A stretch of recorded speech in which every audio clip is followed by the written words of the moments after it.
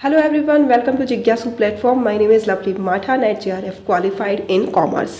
और आज मैं लेके आई हूँ बेसिक्स ऑफ इकोनॉमिक्स का सेकंड पार्ट. फर्स्ट पार्ट हम पहले ही डिस्कस कर चुके हैं. तो लास्ट पार्ट में हमने ख़त्म किया था सेंट्रल प्रॉब्लम ऑफ इकोनॉमी, जिसके बारे में मैंने आपको बताया था किसी भी इकोनॉमी की तीन सेंट्रल प्रॉब्लम बेसिकली होती हैं.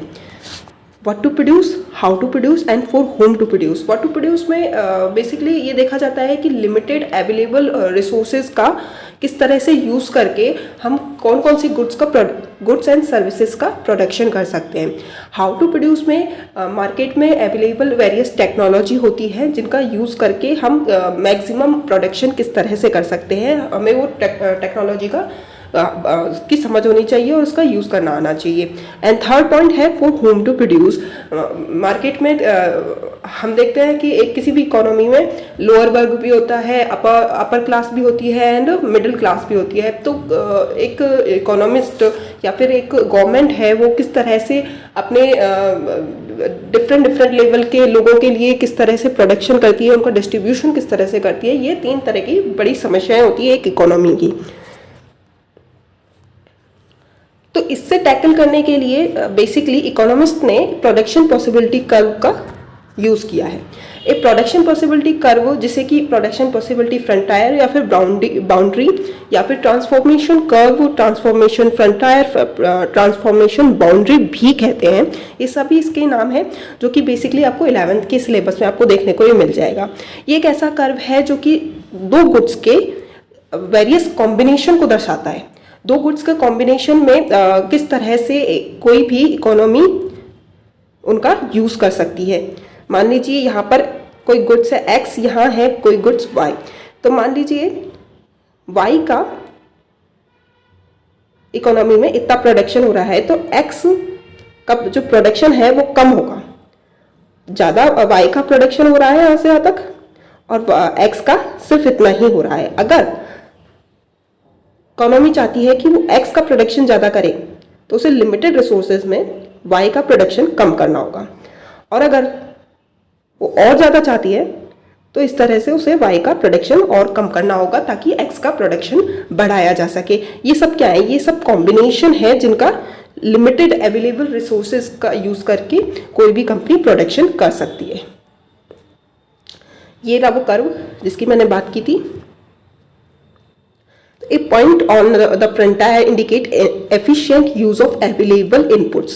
यानी कि यहाँ पर जो भी इकोनॉमी में अवेलेबल रिसोर्सेज है उनका बेस्ट यूज किया जा रहा है. यहाँ एक गुड्स है बटर और दूसरी तरफ एक गुड्स है गन्स.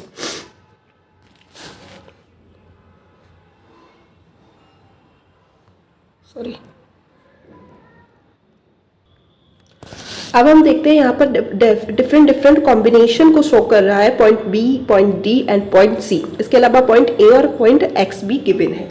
तो B, D, C ये आपके प्रोडक्शन पॉसिबिलिटी कर्व पे आने वाले कॉम्बिनेशन है. याद रखिएगा इनमें से किसी एक ही कॉम्बिनेशन को इकोनॉमी यूज़ कर सकती है, सभी का यूज़ नहीं कर सकती. इसके अलावा यहाँ पर पॉइंट A गिवन है जो कि प्रोडक्शन पॉसिबिलिटी कर्व के नीचे ही आ रहा है. ये नीचे आने का सेंस ये है कि यहाँ पर रिसोर्सेज का फुल्ली यूटिलाइजेशन नहीं किया गया है. देखिए यहाँ पर हम इतना यूज़ कर सकते हैं लेकिन यहाँ पर इतना ही क्यों करें, इसलिए यहाँ पर रिसोर्सेज का एफिशिएंटली यूज़ नहीं हुआ है. सेकेंड पॉइंट X की मैं बात करूँ तो यहाँ पर इम्पॉसिबिलिटी दिखा दी इन लोगों ने क्योंकि इतने तो रिसोर्सेज है ही नहीं कि X तक पहुँच सकें. इसलिए ये X और A हमारे अंडर में नहीं आते हैं. बेस्ट जो कॉम्बिनेशन होगा वो B, D और C ही होगा. प्रोडक्शन पॉसिबिलिटी कर्व है वो कॉनकेव टू ओरिजिन होता है. देखिए यहाँ पर ये इस तरह से कॉनकेव टू ओरिजिन होता है क्योंकि मार्जिनल अपॉर्चुनिटी कॉस्ट होती है. अब ये मार्जिनल अपॉर्चुनिटी कॉस्ट क्या होती है? देखिए यहाँ पर गुड्स है गन और यहाँ पर एक गुड्स है बटर. पहले गन्स का यूज़ प्रोडक्शन जो है ज़्यादा हो रहा था और जो बटर का प्रोडक्शन है वो कम हो रहा था.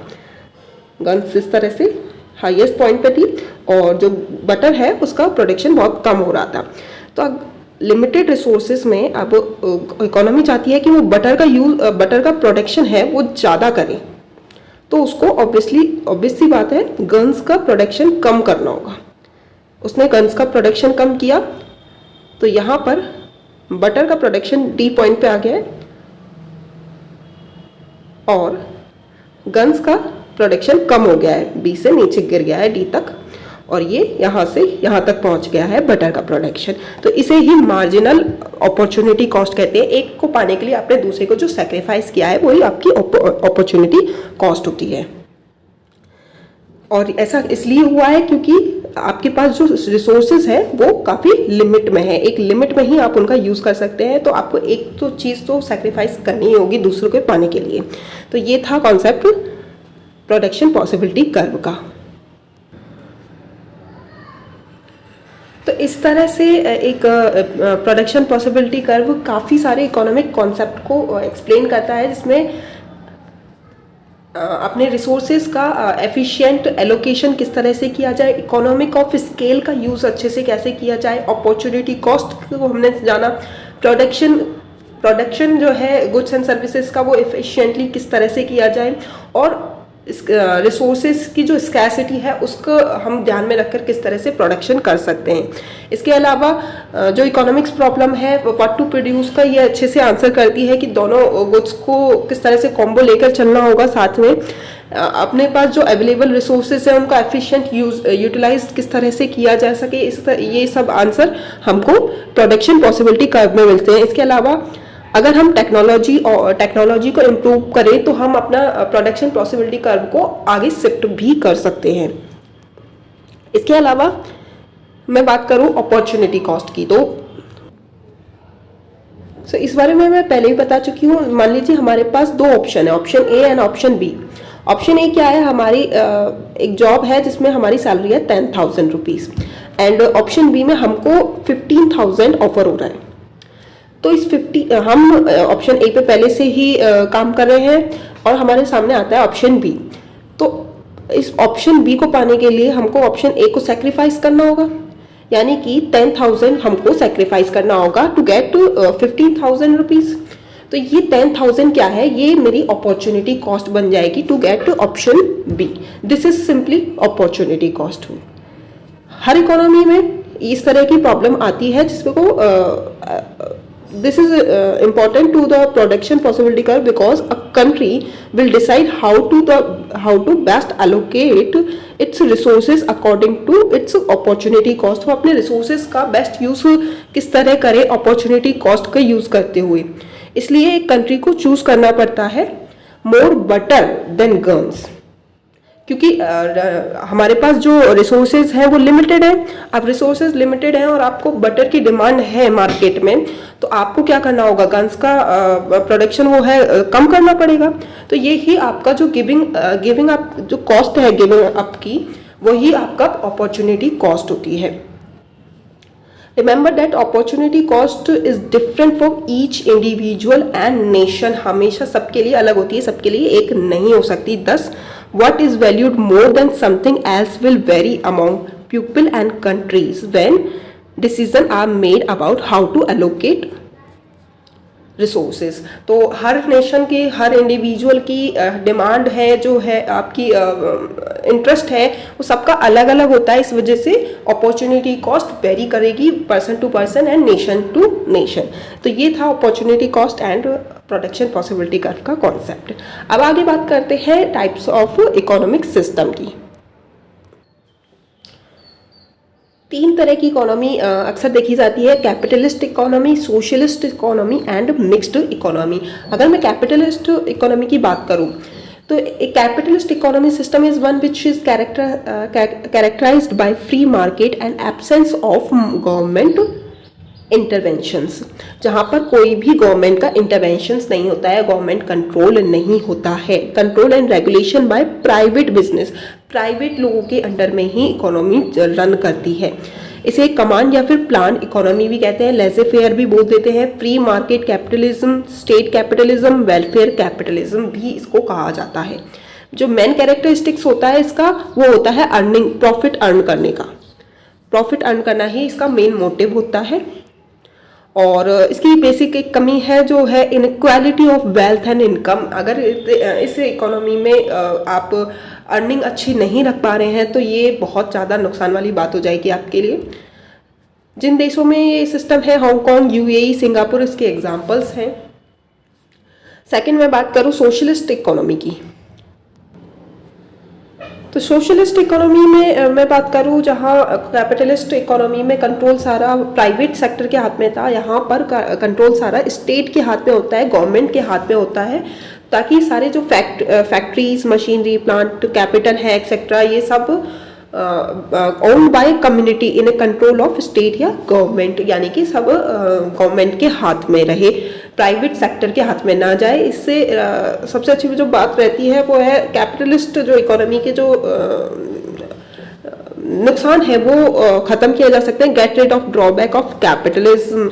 अब उसके नुकसान क्या है कैपिटलिज्म इकोनॉमी के, तो देखिए जो कैपिटलिज्म इकोनॉमी होती है उसमें जो कंट्रोल रहता है वो पैसे वाले के हाथ में ज़्यादा रहेगा, अमीर के हाथ में रहेगा। अमीर और गरीब के बीच में खाई बहुत ज़्यादा होती है। तो इन सभी कमियों के निपटने के लिए सोशलिस्ट इकोनॉमी बेस्ट एग्जाम्पल है। Inequality of income and wealth, inequality of income, economic opportunity और अनएम्प्लॉयमेंट, ये बहुत ज़्यादा होता है कैपिटलिस्ट इकोनॉमी में। तो इन सब से प्रॉब्लम से डील करने के लिए socialist economy is the best way. जो कैपिटलिस्ट इकोनॉमी है उसमें जो कंट्रोल रहता है, प्राइसेस जो रहती है वो मार्केट फोर्स पे डिपेंड करती है, डिमांड एंड सप्लाई पे डिपेंड करती है, जबकि यहाँ पर इसका कोई रोल नहीं होता है, सब कुछ गवर्नमेंट के अंडर में होता है। इसे कमांड इकोनॉमी भी कहा जाता है क्योंकि जो सभी सिटीजन्स हैं उनको इक्वली बेनिफिट मिलता है सभी गुड्स एंड सर्विसेज का इक्वल राइट के बेसिस पे। क्यूबा, चाइना, नॉर्थ कोरिया, इन सब देशों में सोशलिस्ट इकोनॉमी होती है। थर्ड मिक्स्ड इकोनॉमी की मैं अगर बात करूँ तो दोनों ही इकोनॉमी के बीच का जो रास्ता है वो ही है मिक्स्ड इकोनॉमी, यानी कि कैपिटलिस्ट इकोनॉमी और थोड़ी बहुत सोशलिस्ट इकोनॉमी, दोनों को जो मिक्स कर देते हैं ये होती है मिक्स्ड इकोनॉमी। बेसिकली दोनों ही तरह की इकोनॉमी में अपनी अपनी प्रॉब्लम्स होती है, अपने अपने इल इफेक्ट्स होते हैं, उनको कम करने के लिए मिक्स्ड इकोनॉमी का यूज़ किया जाता है। For this reason it incorporate some element of both capitalism और सोशलिज्म इकोनॉमी। दोनों के ही अच्छी जो गुड पॉइंट्स हैं वो हम मिक्स्ड इकोनॉमी में डाल देते हैं। जैसे मार्केट फोर्स भी काम करती है और गवर्नमेंट का कंट्रोल भी होता है। प्राइस मार्केट फोर्स कुछ हिस्सा तो मार्केट फोर्स पे डिपेंड करता है, कुछ गवर्नमेंट के इंटरवेंशन पे डिपेंड करता है। तो इंडिया में अपने मिक्स्ड इकोनॉमी ही अपनाई जाती है। इसके अलावा UK, US, Russia, Sweden, France, island, ये इन सब में भी मिक्स्ड इकोनॉमी देखी जाती है। तो ये थे 3 टाइप के इकोनॉमी। नेक्स्ट बात करते हैं इकोनॉमिक साइकिल की। जिस तरह एक बिजनेस में अप्स एंड डाउन्स आते रहते हैं, वैसे ही इकोनॉमी में भी अप्स एंड डाउन्स आते रहते हैं, वही इकोनॉमिक साइकिल को शो करते हैं। तो प्रोडक्शन या फिर इकोनॉमिक एक्टिविटी जिनमें इनकम अर्न करना, एम्प्लॉयमेंट, सेविंग्स एंड इन्वेस्टमेंट, इन सभी एक्टिविटीज़ में फ्लक्चुएशन होते रहते हैं, अप्स एंड डाउन्स आते रहते हैं। यही आपके इकोनॉमिक साइकिल को रेफर करता है, इनमें अप्स एंड डाउन्स आना। बेसिकली ये फ्लक्चुएशन आने के कई सारे रीजंस हो सकते हैं। नेचुरल प्रॉब्लम्स हो सकती है, वॉर हो सकता है, डिमांड एंड सप्लाई के पैटर्न में चेंज होना, इन्वेस्टमेंट के पैटर्न में चेंज होना, और भी काफ़ी सारे रीजंस हैं जिनसे इकोनॉमिक साइकिल चलती रहती है। और ये काफ़ी लंबे टाइम के लिए भी हो सकते हैं, मंथ से ईयर्स भी लग सकते हैं इकोनॉमिक साइकिल में। बेसिकली इकोनॉमिक साइकिल को हमारे जो रियल जीडीपी है उसकी ग्रोथ को कंसीडर करके ही मेज़र किया जा सकता है। रियल जीडीपी की ग्रोथ को कंसीडर करके ही हम बिजनेस साइकिल का पता लगा सकते हैं। बस इसमें ये एक कमी है कि ये मैकेनिकल या प्रिडिक्टेबल पीरियोडिक पैटर्न को फॉलो नहीं करती है, जिससे इसका मेज़र करना थोड़ा मुश्किल हो जाता है। तो इकोनॉमिक जो साइकिल है उसके 4 पार्ट होते हैं। सबसे पहले बूम या फिर इन्फ्लेशन देखने को मिलता है। उसके बाद स्लो डाउन आता है, इकोनॉमी एक्टिविटी काफ़ी स्लो हो जाती है। रिसेशन आता है, मंदी आ जाती है पूरी इकोनॉमी में, कुछ भी नहीं चल रहा होता है, प्रोडक्शन बिल्कुल ज़ीरो हो जाता है, प्रोडक्शन और अनएम्प्लॉयमेंट भी आप कह सकते हैं। उसके बाद धीरे धीरे इकोनॉमिक्स रिकवरी होने लगती है। तो ये 4 स्टेज है, इस ग्राफ की मदद से आप समझ सकते हैं। तो ये था इकोनॉमिक साइकिल का पैटर्न। आज के लिए इतना ही। Thank you. मिलते हैं नेक्स्ट वीडियो में। वीडियो अच्छी लगे तो लाइक शेयर एंड सब्सक्राइब जरूर कीजिएगा। Thank you.